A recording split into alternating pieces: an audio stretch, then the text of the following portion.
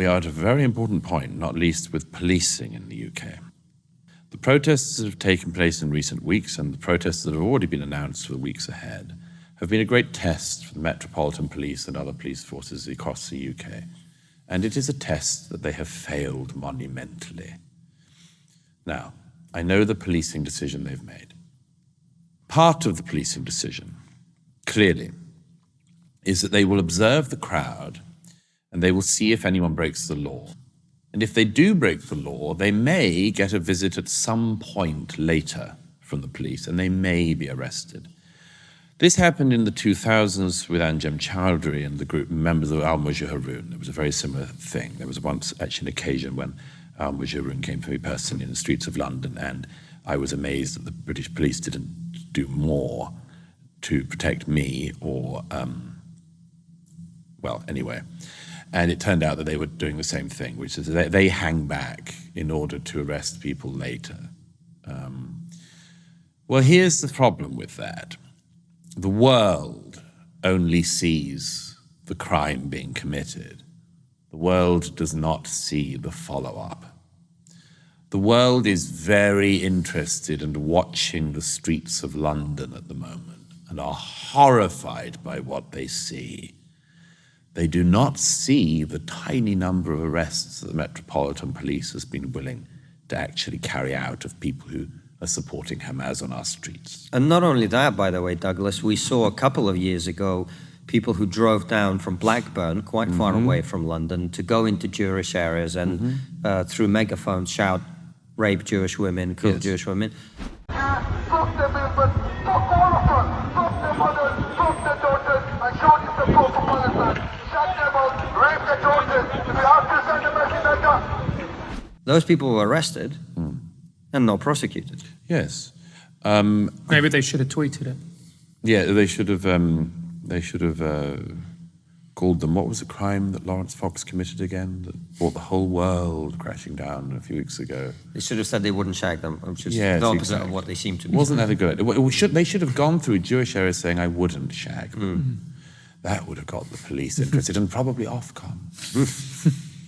That would have got The Guardian going for months. My God, we've been diverted, haven't we? Here's the thing. The police are also, of course, in this strange case of several cases we now have on camera of the police taking down the posters of missing, stolen Jewish children that have been put up in London and other places. And as well as being ripped down by Muslims in the UK and leftists in the UK, they've also now been taken down by police in the UK. We have footage of the Metropolitan Police taking down these posters. Two things about that, if I may. The first is we should follow the example of some blue-collar workers in New York and elsewhere in America recently who have found these scumbags taking down posters and confronted them. If the police are not going to confront people ripping down posters and trying to hurt Jews on the streets of Britain, again, I would like the public to do so. And I think the public should start to do so. And that is what will happen if the police do not protect the public. The public will have to start protecting the public. The second thing... May I just on that? Sure.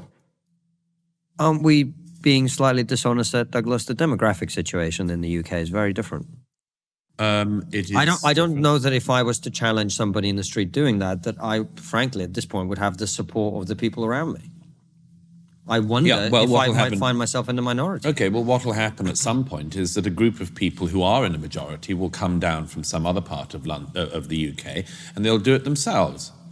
And who would say that that was a bad thing? At this point, yeah. At this point, if this is all on the table, oh, they're going to regret it. The police are going to deeply regret this. So that's the first thing.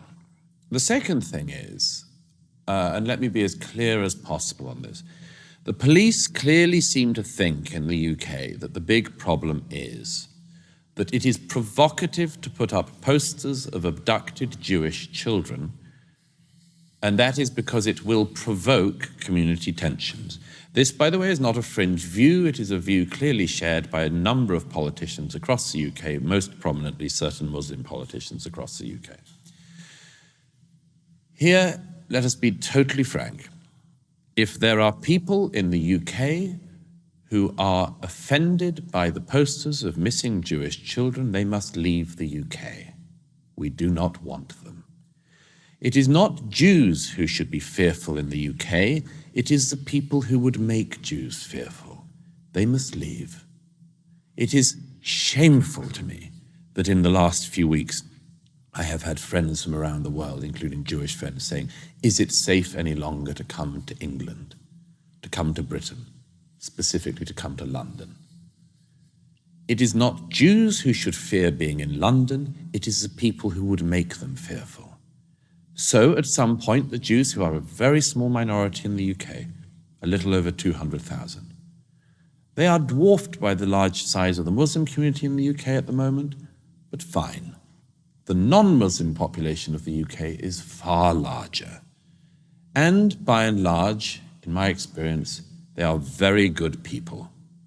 The British still have pride in their past that has not been beaten out of them.